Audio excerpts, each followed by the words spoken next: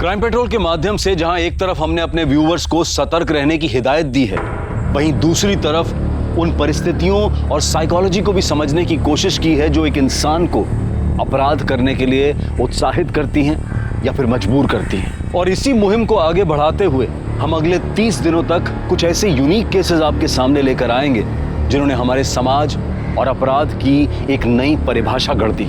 इस बात पर रोशनी डालने और अपना अनुभव बांटने के लिए हमारे साथ हैं देश के जाने माने जर्नलिस्ट और media person Shams Tahir Khan.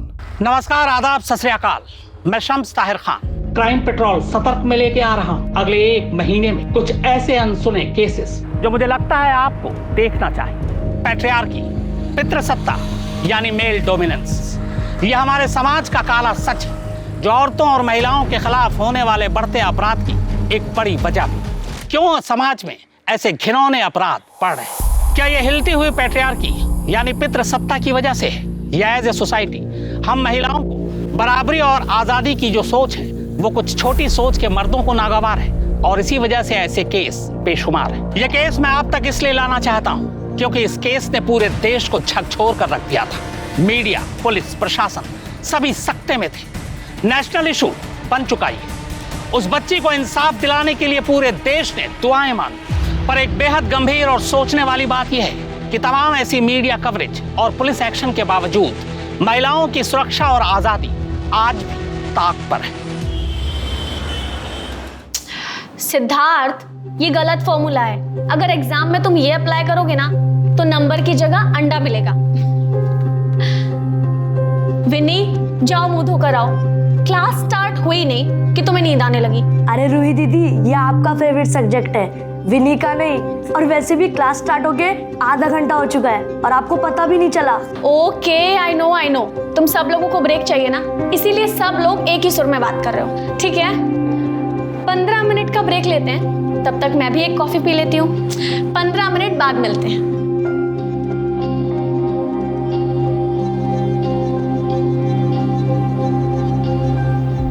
Dad, अरे क्या हुआ आपको?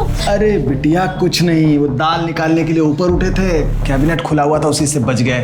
तुम चिंता मत करो, ठीक हो जाएगा। अरे अपने आप कैसे ठीक हो जाएगा? कुछ लगाना पड़ेगा इस पे। चलिए आप। ठीक हो जाएगा। कहाँ चलिए? डैड, कहाँ ना चलिए। चलिए मैं कुछ लगाती हूँ इस पे। चलिए उठिए आराम से। डैड, आप भी ना बैठे बिठाए अपना सर फोड़ लिया।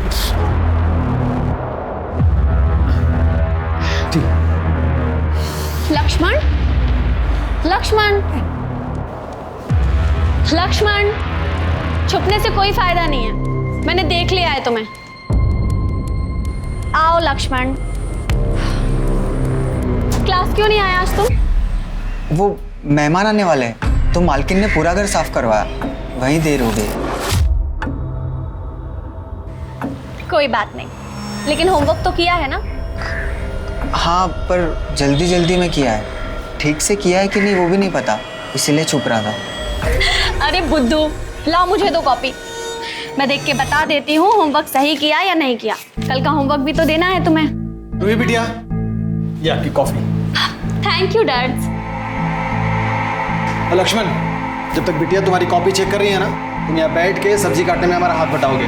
ठीक है श्याम भाई। लक्ष्मण, ये तुम्हारा इनाम, क्योंकि तुमने जल्दी जल्दी में भी बिल्कुल सही होमवर्क किया है। थैंक यू दीदी। हेलो डैड, मैं बाहर जा रही हूँ, थोड़ी देर में आ जाऊंगी। ठीक है। अरे सुनो, कहाँ जा रही हो बता के तो जाओ। तुम्हारे मम्मी पापा का फोन आ गया और पूछेंगे कहाँ गई है, तो मैं क्या बताऊंगा? प्लीज डैड, आपको लगता है वो पूछेंगे, और वो भी काम के बीच में से फोन करके पूछेंगे? बिजनेस में लॉस नहीं हो जाएगा उनका। आती हूँ।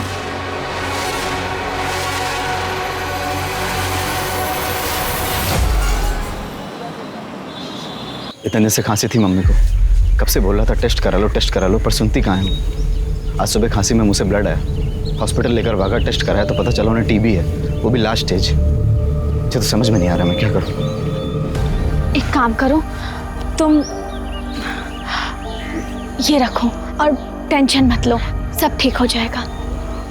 थैंक यू रूही, पर इतने से कुछ नहीं होने वाला, लंबी ट्रीटमेंट चलेगी। अभी ये रखो, फिर हम देखते हैं, मैं कुछ अरेंज कर लूंगी।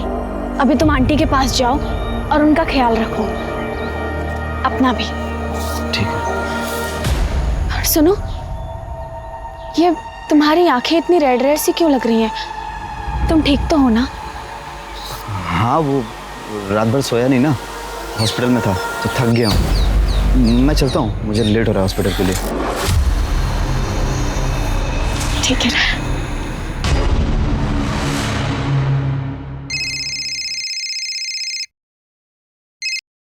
हाँ रूही बोल। हाय अलीशा, क्या कर रही है?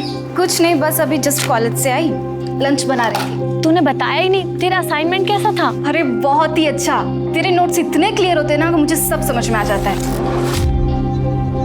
मुझे तो लगता है कि वो खड़ूस में से सचदेवा की जगह तुझे प्रोफेसर होना चाहिए। अलीशा, वो गुरु हैं हमारी, गुरु को गाली नहीं देते। अच्छा चल ठीक है, रखती हूँ, है ना? बाय। हाँ चल बाय।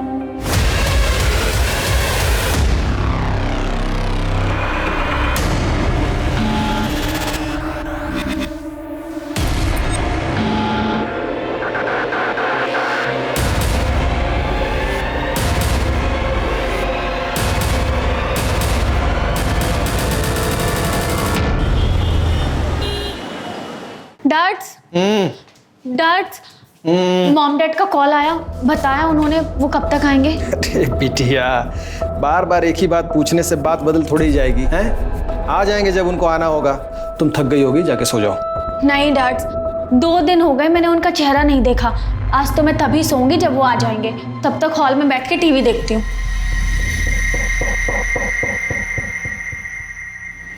प्रतीश प्लीज, गलती तुम्हारी थी, आज तुम्हारी वजह से ना ये डील गई हमारे हाथ से। Why are you blaming me? बताओ मुझे। श्याम! श्याम!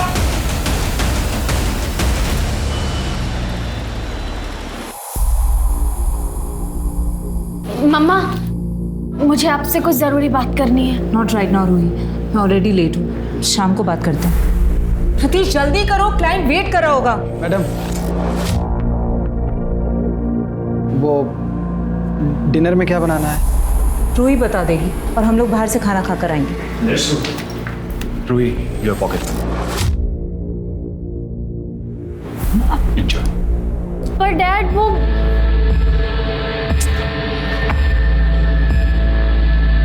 डैड्स, आप ठीक हो ना?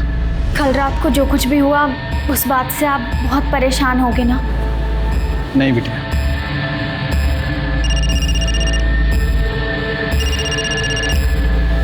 हेलो रूही, माँ की हालत बहुत खराब है, कुछ मेडिसिन और इंजेक्शन चाहिए, 10,000 के आएंगे। पता नहीं कहाँ से लाऊंगा मैं इतने पैसे। अब मैं हूं ना, मैं आ रही हूँ।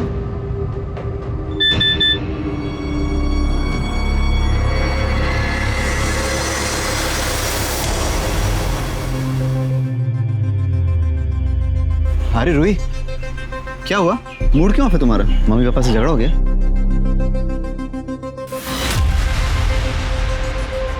ये क्या है? रूही, तुम जैसा सोच रही हो वैसा कुछ भी नहीं है, ये तो बस दोस्तों के साथ में। यही है ना वो मेडिसिन और इंजेक्शन जिसके लिए तुम्हें मुझसे 10,000 चाहिए थे? मम्मी की बीमारी का झूठ बोल के मैं तुमसे पैसा लूंगा? वो बिल्कुल ठीक है, मेरी अभी उनसे बात हुई। और तुम्हें तो मुझे थैंक यू बोलना चाहिए कि मैंने उन्हें ये नहीं बताया कि उनका बेटा ड्रग्स लेने के लिए उन्हें हॉस्पिटल तो क्या मौत की कगार तक पहुंचा चुका है। मेरी बात सुनो, मुझे भरोसा करो, मैं ऐसा नहीं हूँ। रूही, मुझे पैसों की बहुत जरूरत है, प्लीज। मनीष मेरा हाथ छोड़ो। मुझे पैसों की बहुत जरूरत है। मनीष, रूही,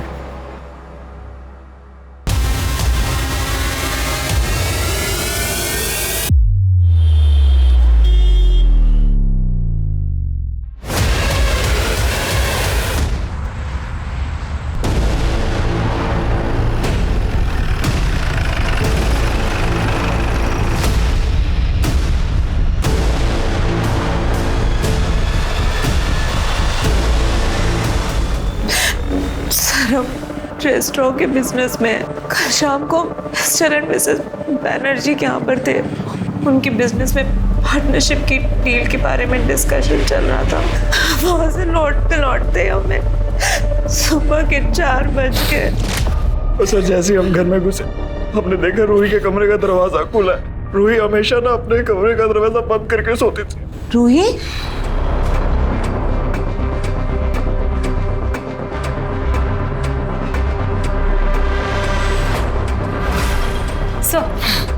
सर किचन में फोन पड़ा मिला। इसे पहचानते हैं? नहीं सर, हम में से किसी का नहीं है। ये देखिए, ये कहाँ मिला? इस सर्वेंट के रूम में से। मैंने कहा था ना, ये इसने मारा।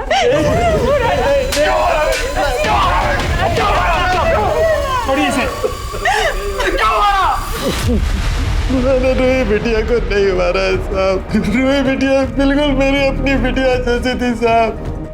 तूने नहीं मारा तो फिर ये चाकू तेरे रूम में क्या कर रहा था? मुझे नहीं मालूम है साहब। मेरे गली से चाकू से बिटिया को पपीता काट कर दिया था और यही फल की टोकरी में रख दिया था साहब।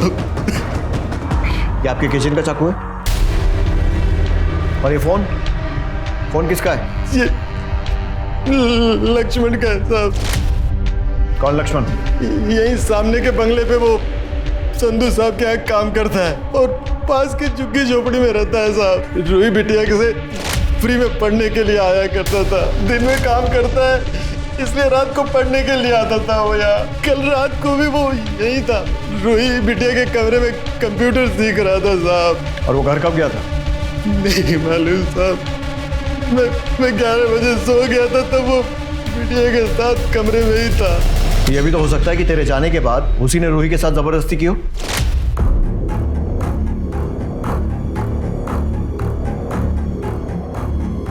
लक्ष्मण ये क्या कर रहे हो तुम? लक्ष्मण, मैंने कहा छोड़ो।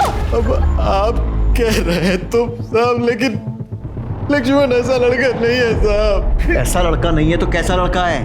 हाँ, और अगर उसने नहीं किया है तो तूने किया होगा, क्योंकि मिस्टर और मिसेस टंडन के आने तक तुम दोनों रूही के साथ थे। मेरी बिटिया की तरह थी साहब, मैंने उसे नहीं मारा। इसके फिंगरप्रिंट्स लो और चाकू से मैच करने के लिए फोरेंसिक भेजो। उस लक्ष्मण को उठाओ और इसको मर्डर के सस्पेशन में अंदर करो। पिछली रात रूही टंडन 17 साल की एक मासूम लड़की का बड़ी बेरहमी से कत्ल कर दिया गया। पुलिस को शक है कि रूही के साथ रेप भी हुआ है। पुलिस इसकी तहकीकात कर रही है, मगर एक बड़ा सवाल, रूही का रेप और कत्ल घर के अंदर हुआ। रूही चीखी होगी, चिल्लाई होगी, फिर घर में मौजूद नौकर श्याम ने उसकी आवाज क्यों नहीं सुनी? आस पड़ोस तक उसकी चीख की आवाज क्यों नहीं पहुंची? या फिर लोगों ने चीख की आवाज सुनकर उसे अनसुना कर दिया? सवाल यह भी कि यह कत्ल और रेप क्या प्लान था या फिर अचानक हुआ?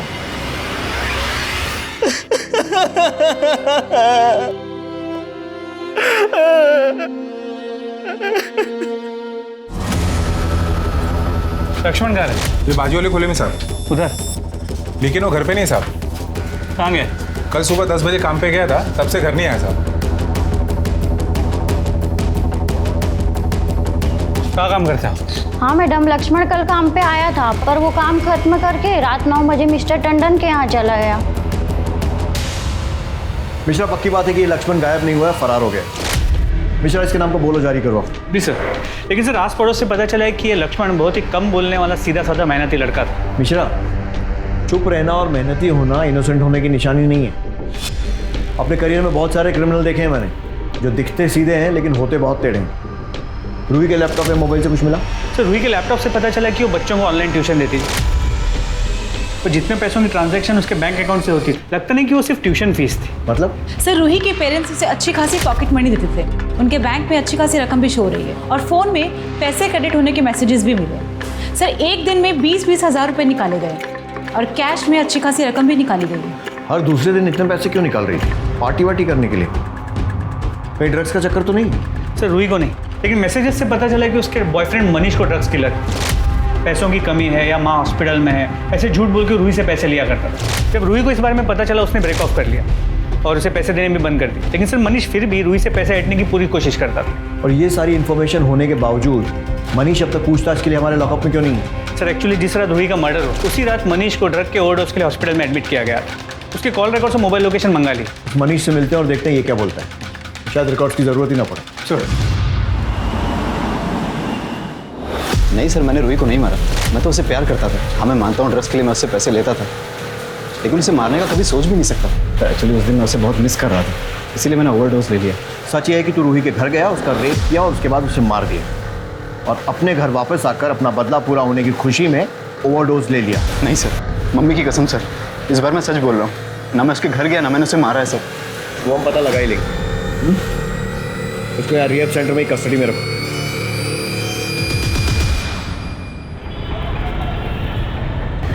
मतलब रूही शायद अनजाने में मनीष की ड्रग्स की आदत को सपोर्ट कर रही थी, या फिर शायद उसे भी ड्रग्स की लत थी। सर पूछताछ तो ऐसा कुछ समझ में नहीं आया। रूही के फ्रेंड्स, प्रोफेसर या रिलेटिव्स, उनका यही कहना है कि बहुत ही अच्छी लड़की थी, उसका इंटरेस्ट सिर्फ पढ़ाई और सोशल सर्विस में था। जी सर, और पोस्टमार्टम रिपोर्ट से भी यही कंफर्म हुआ है कि रूही ड्रग्स नहीं लेती थी। और ये भी पता चला कि उसके साथ रेप नहीं हुआ था, जैसे हमें क्राइम सीन पे लगा था, क्योंकि उसके प्राइवेट पार्ट्स को डिस्ट्रॉय किया गया। सर उसके बॉडी पे, कपड़ों पे, बेडशीट पे कहीं भी कोई सीमेंट ट्रेसेस या कोई लुब्रिकेंट के सैंपल्स नहीं मिले। सर, टंडन फैमिली के पड़ोसी संदीप जैन आपसे मिलना चाहते हैं।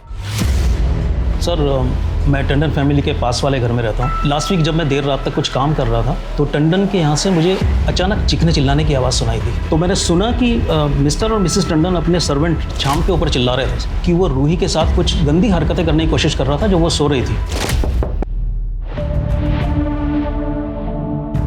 जैन साहब आप? अरे क्या हुआ टंडन साहब, आपके घर से इतना शोर आ रहा है? सब ठीक है ना? जी वो संदीप जी बिल्कुल ठीक है। आई एम सो सॉरी आपको इतनी रात को डिस्टर्ब हुआ। आप जाइए, आराम से सो जाइए, अभी कोई आवाज़ नहीं आएगी आपको।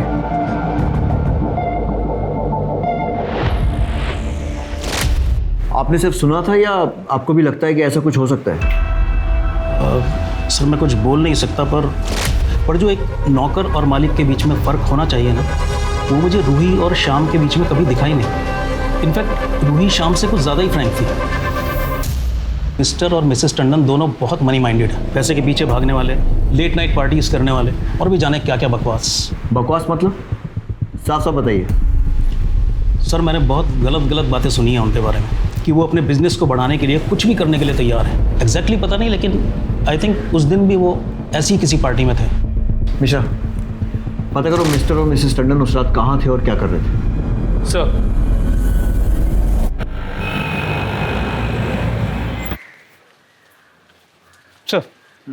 सर जिस रात रूही का मर्डर हुआ उस रात mister and Mrs Tandon Pramila और प्रकाश बैनर्जी के घर पे, और वहाँ वाइफ स्वैपिंग जैसे कुछ होने वाला था। सर बैनर्जी के बेटे नील ने रूही को सोशल मीडिया पे वार्निंग भेजी थी कि वो अपने माँ बाप को फ़ोन करके समझा दे, क्योंकि उसके माँ बाप मिस्टर एंड मिसेस बैनर्जी को कोई गंदा गेम खेलने के लिए फोर्स कर रहे हैं, और अगर रूही ने ऐसा नहीं किया तो उसकी कीमत रूही को चुकानी पड़ेगी। और सर उसके बाद देर रात मिसेस टंडन मिस्टर बैनर्जी के साथ अकेले कहीं बाहर गई। मैंने बताया ना आपको इंस्पेक्टर की बिजनेस मीटिंग थी। मीटिंग घर पे, और वो भी इतना लेट नाइट तक। हमने बताया आपको कि हमारा रेस्टोरेंट का बिजनेस है, और मिस्टर एंड मिसेस बैनर्जी हमसे सिर्फ उसी सिलसिले में मिले थे। उनका बिजनेस लॉस में जा रहा था और वो चाहते थे कि वो हमारे साथ पार्टनरशिप में डील करें, जिसके लिए मिस्टर टंडन को मिसेस बैनर्जी के साथ घर में रुकना पड़ा अकेले, और आपको मिस्टर बैनर्जी के साथ अकेले बाहर जाना पड़ा। Mind your language inspector.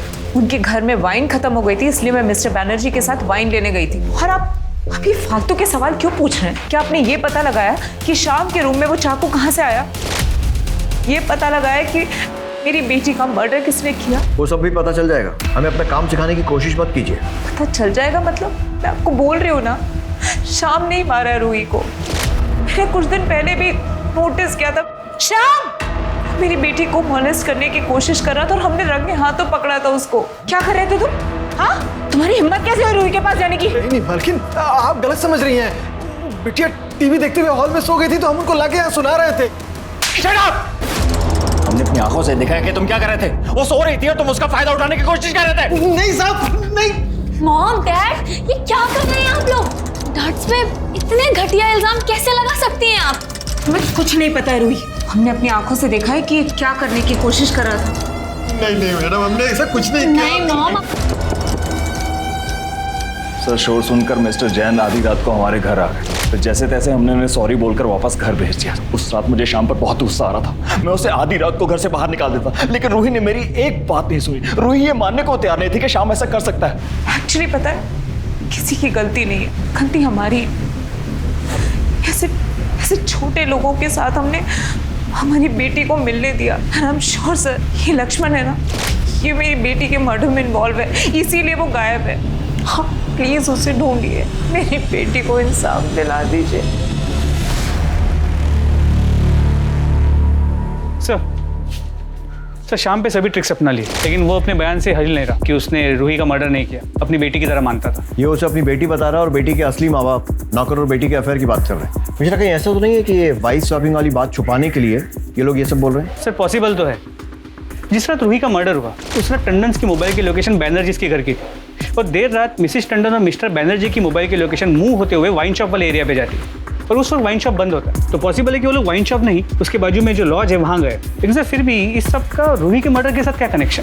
शायद हो भी सकता है नील ने रूही को वार्निंग दी थी कि अपने माँ बाप को रोक ले वरना कोई कीमत चुकानी पड़ेगी। शायद यही वो कीमत है। सर नील की मोबाइल लोकेशंस आ गई हैं। उसके मुताबिक मर्डर वाली रात 11 बजे नील रूही के घर के पास ही था। तूने रूही को वार्निंग दी थी ना कि अपने माँ बाप को रोक ले, नहीं तो उन्हें कीमत चुकानी पड़ेगी। उसने ऐसा नहीं किया और तूने उसका मर्डर कर दिया। नहीं सर, आप क्या बात कर रहे हो? मैंने उसको मैसेज जरूर किया था पर उसका मर्डर नहीं किया। मोबाइल लोकेशन में साफ दिख रहा है कि तू उसके घर गया था। अब अगर मारने नहीं गया था तो फिर और क्यों गया था? सर मैं वहां पे उससे सिर्फ बात करने गया था, और मैं जैसे उसके घर पे पहुंचा मुझे मॉम का फोन है, और मुझे मॉम ने बोला कि बेटा तू जैसा समझ रहा है वैसा कुछ भी नहीं है। मैं वहां से चुपचाप अपने घर आ गया था सर। जैसा ये सोच रहा है वैसा नहीं था, तो फिर कैसा था? सर हमारा रेस्टोरेंट का बिजनेस लॉस में चल रहा था,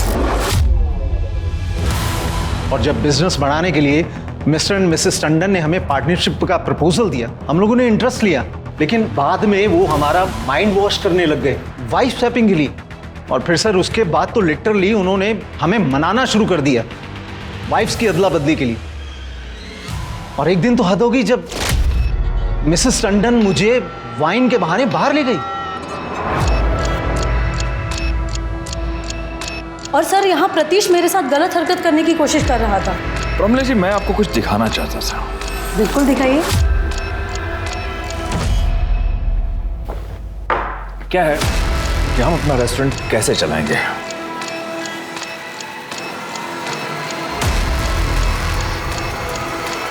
ये क्या कर रहे हैं आप? ये क्या बदतमीजी है? और जब मैंने उन्हें कहा कि अगर वो इस तरह से रेस्टोरेंट चलाना चाहते हैं तो हम अपना रेस्टोरेंट बंद रखना ज़्यादा पसंद करेंगे, और जब हमने उनकी शर्तें नहीं मानी तो वो दोनों अपना मूड खराब करके तकरीबन सुबह 4 बजे तक हमारे घर से चले गए। आप रूही के केस में इन्वेस्टिगेशन कर रहे हैं या फिर हमें बदनाम करने की कोशिश? इतना घटिया वाइफ स्वैपिंग का इल्जाम। ये इल्जाम हमने नहीं, मिस्टर एंड मिसेस बैनर्जी ने लगाया आप दोनों पे। अगर उन्होंने भी लगाया ना तो भी हम इसे मानने से डिनाई करते हैं। कहा था ना मैंने आपसे कि ये कपल भरोसे के लायक नहीं है। कैसा भरोसा? पार्टनरशिप में परसेंटेज को लेकर हर वक्त नई बात रखते थे। मैंने कहा था प्रतीश से कि पैसा लगाने से पहले सब कुछ कंफर्म कर लो, लेकिन इन्होंने मेरी एक बात नहीं मानी। और अब जब इतना पैसा लगा चुके हम तो वो इस डील को कैंसिल करने के बहाने ढूंढने के लिए हम पर ये इतना घटिया वाइफ स्वैपिंग का इल्जाम लगा रहे हैं। सर आपके कॉल रिकॉर्ड्स में एक नंबर मिला है जिससे अक्सर आपकी बातें होती हैं। किसका नंबर है? ये तो हमारे बेटे जय का नंबर है। कहाँ है? बुलाइए उसे। अब सर वो एक्चुअली यहाँ नहीं रहता है, वो नोएडा में हॉस्टल में रहता है। वो उसका कॉलेज एक्चुअली वहाँ से पास है इसलिए। यानी वो घर आता ही नहीं? नहीं, इतना कुछ हो गया और दिखाई नहीं दिया वो? नहीं सर, वो उसके एग्जाम्स चल रहे हैं इसलिए। और अभी वो रूही के क्रिमेशन पर आया था फिर चला गया। उसके हॉस्टल का एड्रेस दीजिए। सेक्स और ड्रग्स ये दोनों ही आजकल मॉडर्न रिच लाइफ स्टाइल का खिलौना सच है, और वाइफ स्वैपिंग इसका एक नया एंगल। मिस्टर प्रतीश टंडन और मिसेस माया टंडन, इन दोनों पर भी वाइफ स्वैपिंग के इल्जाम लगे, जिसे उन्होंने खारिज कर दिया। टंडन का देर से घर आना और अपने बच्चों के साथ वक्त न बिताने के पीछे क्या यही वजह थी? और क्या इसी वजह से रूही का श्याम और लक्ष्मण के साथ लगाव पैदा हुआ, जिसे कुछ लोगों ने गलत मान लिया, और शायद रूही की मौत की वजह यही बनी? तुम्हें नहीं लगता ऐसे टाइम में तुम्हें अपने माँ बाप के साथ होना चाहिए? सर मैंने मॉम को बोला था, लेकिन उन्होंने कहा कि एग्जाम के टाइम तुम्हें डिस्टर्ब होगा वहां पे, इसलिए तुम वहीं रुक जाओ। वैसे नोएडा इतना दूर नहीं है दिल्ली से कि एग्जाम देने नहीं जा सकते। क्या 10 तारीख को रात को 11 से 2 के बीच में कहाँ थे? हॉस्टल में अपने रूम में था, पढ़ाई कर रहा था। कोई और है जो तुम्हारी इस बात को कंफर्म कर सके? हाँ सर, हमारे हॉस्टल के जो वार्डन है बलविंदर सिंह, आप उनसे पूछताछ कर सकते हैं सर। मिस्टर, अर्जेंट बेसिस पर इस जगह की कॉल लोकेशन और मोबाइल रिकॉर्ड्स निकलवाओ। जी सर, लेकिन सर मुझे अब भी लगता है कि ये मर्डर मिस्टर मिसेस टंडन या फिर शाम ने लक्ष्मण के साथ मिलकर किया है। मिश्रा, चल शुरू हो जा, बोलना। आपको जितना मारना है मार लो साहब, पर फिर भी मैं वही कहूंगा कि मैंने रूही बिटिया के साथ कुछ भी नहीं किया है। 17 साल मैंने उसको पाल पोस कर बड़ा किया है। प्यार से मुझे डैड्स कह के बुलाती थी। डैड्स? अरे क्या हुआ आपको? पुलिस पूरी कोशिश कर रही थी शाम से सच उगलवाने की। फोरेंसिक रिपोर्ट के मुताबिक शाम के कमरे में मिले चाकू पर जो खून था वो रूही का ही था, लेकिन फिंगरप्रिंट्स 4 लोगों के मिले थे। माया, प्रतीश और शाम के फिंगरप्रिंट्स तो मैच हो गए थे, लेकिन चौथा फिंगरप्रिंट मैच नहीं हुआ था। टंडन ने फिर लक्ष्मण का ही नाम लिया। 2 दिन तक पुलिस इसी उधेड़-बुन में लगी रही कि रूही को आखिर इन चारों में से किसने मारा और लक्ष्मण कहाँ है। पहचानते हैं इसे? हाँ सर, ये लक्ष्मण है, लेकिन हमें नहीं पता इसकी बॉडी यहाँ पर कैसे है। सर ये रूम तो हम यूज़ भी नहीं करते। रेस्टोरेंट का या घर का कुछ एक्स्ट्रा सामान होता है, उसको रखने के लिए हार्डली यूज़ करते हैं। और शायद इस बार लक्ष्मण की बॉडी रखने के लिए यूज़ कर लिया। सर अगर हमने लक्ष्मण की बॉडी यहाँ रखी होती तो हम खुद आपको सामने से फ़ोन करके क्यों बताते? ठीक इसीलिए, ताकि हम ये सोचें कि आपने अगर बॉडी रखी है तो आप क्यों फ़ोन कर रहे हैं। बहुत पुरानी ट्रिक है, हम बहुत सारे केसेस में और आप लोग बहुत सारी फिल्मों में देख चुके होंगे। आप जैसा सोच रहे हैं सर, ऐसा बिल्कुल नहीं है। हमने कुछ नहीं किया। ऐसे लोगों को तो मैं अपने घर में भी घुसने नहीं देता। ये रूही थी जो सबको सर पे चढ़ा रखा था। ये शाम, ये लक्ष्मण। बॉडी को पोस्टमार्टम के लिए भेजो और पूरे रूम की अच्छे से तलाशी लो, देखो कोई एविडेंस मिलता है तो। टंडन दंपत्ति के गैराज से मिली लक्ष्मण की लाश ने पूरे केस को ही पलट कर रख दिया। अब तक पुलिस को सारा शक लक्ष्मण पर ही था, लेकिन अब लक्ष्मण का भी कत्ल हो चुका था, लिहाजा पुलिस के शक की सुई रूही के माता पिता की तरफ घूम जाती है।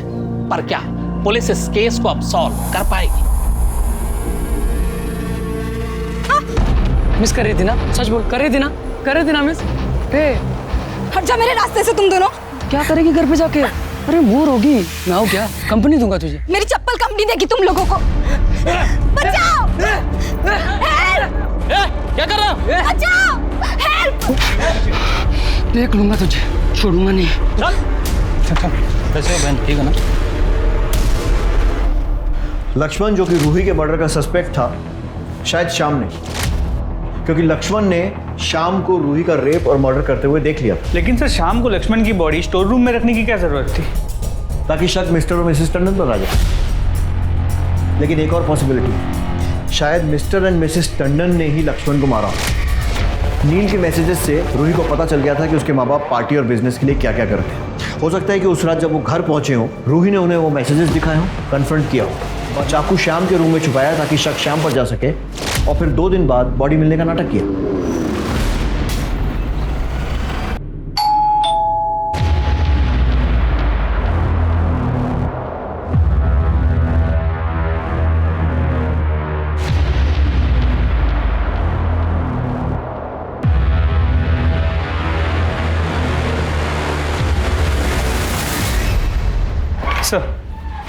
सर मनीष ने हमसे झूठ कहा था। जिस रात रूही का मर्डर हुआ उस रात मनीष के मोबाइल की लोकेशन रात 11 से 11:30 के बीच रूही के घर के पास की थी। मनीष मैं कह रही हूँ चले जाओ यहाँ से, वरना मैं बस एक आखिरी बार 10,000 रुपए दे दो प्लीज। मनीष मैंने तुमसे कहा ना तुम चले जाओ, वरना मैं शोर मचा दूंगी, समझे तुम? और उसके बाद तूने रूही के घर से स्टोर रूम की चाबी चुराई, लक्ष्मण की बॉडी छुपाई, चाबी वहीं रखकर अपने घर आ गया, है ना? नहीं सर, मैंने किसी को नहीं मारा। हाँ मैं मानता हूँ कि पैसे लेने के लिए मैं रूही के घर गया था, लेकिन आप जैसा बोल रहे हैं ऐसा कुछ भी नहीं हुआ था। रूही प्लीज़ एक आखिरी बार मुझसे भरोसा कर लो। मुझे रिहाब सेंटर जाने के लिए 10,000 रुपये चाहिए। रूही मैं ठीक होना चाहता हूँ और अब मैं तुमसे ठीक होने के बाद ही मिलूंगा। ठीक है, ये लो और निकलो यहाँ से। देखते हैं बेटा इस बार तेरी कहानी में कितनी सच्चाई है। सर मोबाइल लोकेशन से तो लग रहा है कि मनीष सच कह रहा है, क्योंकि लोकेशन के मुताबिक मनीष रूही के घर से ड्रग्स लेने गए, वहाँ से अपने घर, और सुबह 6 बजे अस्पताल और 10 बजे रिहैब सेंटर का लोकेशन दिख रहा है। मिश्रा ये भी हो सकता है कि मनीष ने ही रूही को मारा। तो हो तो सकता है, पर हाँ सर ये लक्ष्मण की पोस्टमार्टम रिपोर्ट, उसे एड्स था। और सर लक्ष्मण की मौत भी 10 तारीख की रात को 12 से 2 के बीच हुई, सर पे चोट लगने की वजह से। मतलब रूही और लक्ष्मण को मारने वाला एक ही इंसान है, क्योंकि दोनों का मर्डर एकदम सिमिलर तरीके से हुआ। सो सर गुलमोहर बाग में एक और लड़की का मर्डर और रेप हुआ। उसके साथ भी रूही की तरह सेम तरीके से ब्रूटैलिटी से मर्डर किया गया है।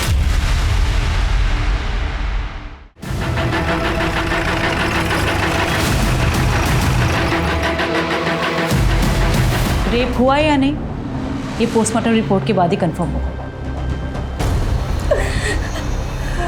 शीतल जी आपकी हालत समझते हैं, लेकिन हमें भी ड्यूटी करनी पड़ेगी।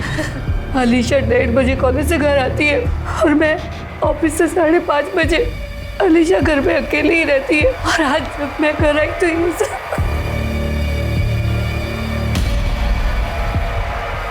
सर, सोफे के नीचे चाकू मिला है। सर, वो लड़के, अलीशा ने मुझसे कहा था कि जब भी वो कॉलेज से आती थी तो वो लड़के उसका रास्ता रोकते थे।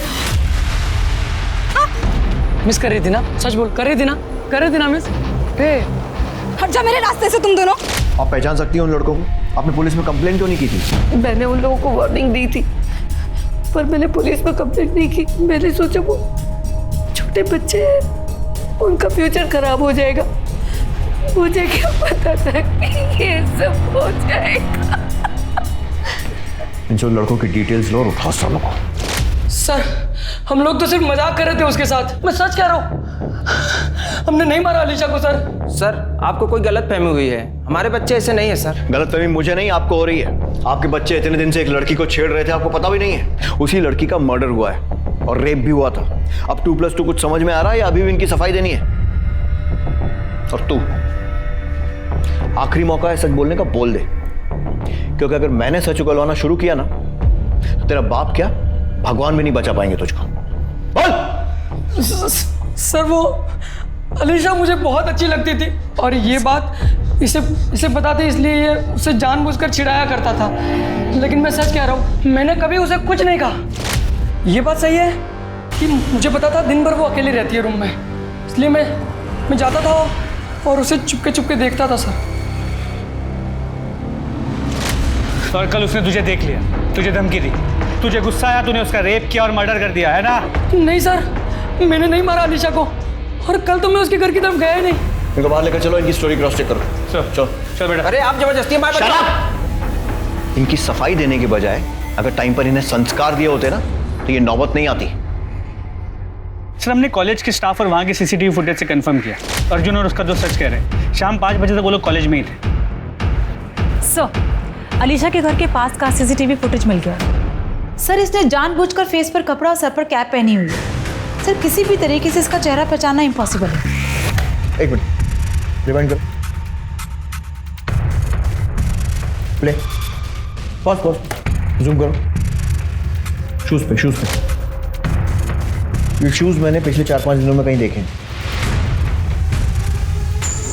कहीं पर रखे हुए देखे हैं या फिर किसी ने पहने हुए थे। मिश्रा, यादव, रूही और अलीशा के मर्डर के जितने भी सस्पेक्ट्स हैं उनके घरों की फिर से तलाशी लेनी होगी, लेकिन याद रहे कि उन्हें पता नहीं लगना चाहिए कि हम ढूंढ क्या रहे हैं। अलीशा की पोस्टमार्टम रिपोर्ट के मुताबिक उसकी मौत बिल्कुल रूही के मर्डर की तरह से हुई थी। उसका रेप नहीं हुआ था, लेकिन फिर भी उसके अंदरूनी भागों को शत विकसित किया गया था। उसके मर्डर के लिए अलीशा के घर का ही चाकू इस्तेमाल किया गया था, जिस पर सिर्फ अलीशा और उसकी मां शीतल के ही फिंगरप्रिंट्स थे। अलीशा और रूही का क्लासमेट होना इस केस को एक नया एंगल दे रहा था। क्या ये दोनों मौतें एक संयोग थी या फिर लिंक्ड?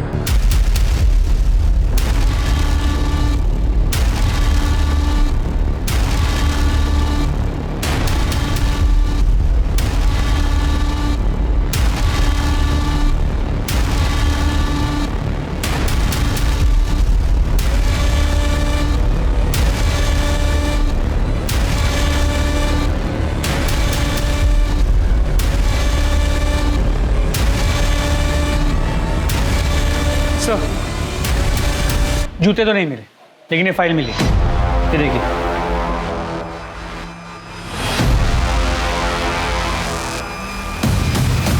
तेरे मोबाइल रिकॉर्ड से साफ है कि जब रूही का मर्डर हुआ था तेरी लोकेशन घर पे थी, और जब अलीशा का मर्डर हुआ तो तेरी लोकेशन उसके घर पे थी। बाकी सीसीटीवी फुटेज तुझे दिखाई दिया है। चल, अब शुरू हो जा, बता क्यों किया ये सब। हाँ, मुझे प्राइवेट पार्ट में इन्फेक्शन था। डॉक्टर ने कहा था कैस्ट्रेशन कराना पड़ेगा और मेरा प्राइवेट पार्ट काटना पड़ा सर। इसीलिए पुनीता और मेरा कभी सेक्स नहीं हो पाया सर। लेकिन ये बात मैंने पुनीता को कहीं बताई नहीं थी सर। मुझे हमेशा से लगता था कि वो मेरा मजाक ही उड़ाएगी और फिर मुझे गे सेक्स के बारे में पता चला सर। लक्ष्मण को देखा तो पता चला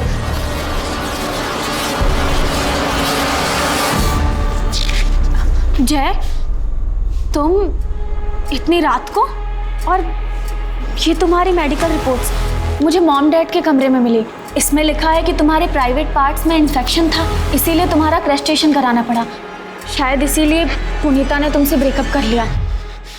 हाँ, काटना पड़ा मुझे। नामर्द हूं ना मैं, यही कहना चाहती हो ना तुम? हाँ, मैं पुनीता के साथ कुछ नहीं कर पाया। नहीं भैया, मैं तो बस आपसे ये कहना चाह रही हूँ कि शायद पुनीता को अगर हम पहले बता देते इस बारे में तो शायद वो इस सिचुएशन को समझ पाती। मुझे ऐसा लगता है कि मुझे उसे बता देना चाहिए। रूही, कहा था ना फेक सिंपैथी नहीं चाहिए, मतलब नहीं चाहिए, ताकि सारा का सारा शक शाम पर जाए। हॉस्टल के रास्ते में मैंने रॉड फेंक दी और अपने रूम में मेडिकल रिपोर्ट छुपा दी थी सर। और अलीशा, उसको क्यों मारा? आपकी इन्वेस्टिगेशंस को डाइवर्ट करने के लिए सर। सर, मैंने न्यूज़ में सुना था कि रूही के केस में मॉम डैड को सस्पेक्ट किया जा रहा है सर। सिर्फ मॉम डैड है जो मुझे अच्छे से समझते हैं सर। मुझे लगा वो फंस जाएंगे, मैं उन्हें खोना नहीं चाहता था सर। मुझे पता था अलीशा दोपहर में अकेले घर पे रहती है, इसीलिए मैं जानबूझकर मुंह छुपा कर गया था ताकि कोई पहचान ना सके।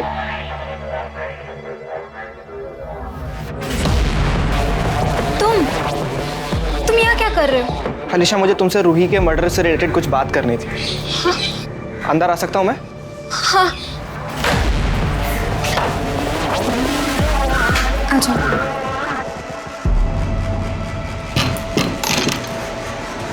हाँ, क्या बोल रहे थे? अलीशा, मुझे पता है रूही का मर्डर किसने किया है। किसने किया है? मैंने। हाँ? तो मैं किसी तीसरी लड़की को भी मार देता सर, लेकिन मेरे पास कोई और ऑप्शन नहीं था सर। रूही से बात करने का ऑप्शन था तेरे पास। जो लड़की गरीब और मजबूर लोगों की बात समझ के उनकी हेल्प करती थी, वो अपने भाई की बात नहीं समझ सकती थी।